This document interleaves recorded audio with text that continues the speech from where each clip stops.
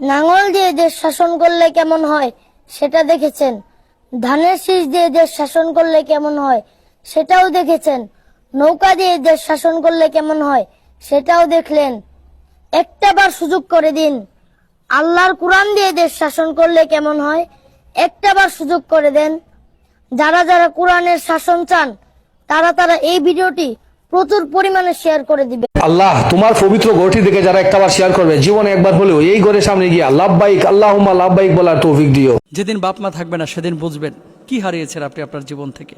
বাড়িতে ঢুকে অনেকে বাপ মার দিকে তাকান না, বাপ মার সাথে কথা বলতে চান না। একসময় আপনিও তো বাবা হবেন, হয়তোবা সেদিন আপনার বাপটা থাকবে না। একসময় আপনিও মা হবেন, হয়তোবা সেদিন আপনার মা থাকবে না। সেদিন বুঝবেন যে আসলে কি সম্পদ আপনি হারিয়েছেন। এই জন্য বাপ মা যতদিন জীবিত আছে একটু তাদের চেহারার দিকে তাকান। বাপ মার চেহারার দিকে তাকাইলেও আল্লাহ সুবহানাহু ওয়া তাআলা একটা হজ্জের সওয়াব দান করেন। সুতরাং বাপ মার সাথে আমরা কেউ খারাপ আচরণ করবো না, ভালো আচরণ করার চেষ্টা করবো ইনশাআল্লাহ।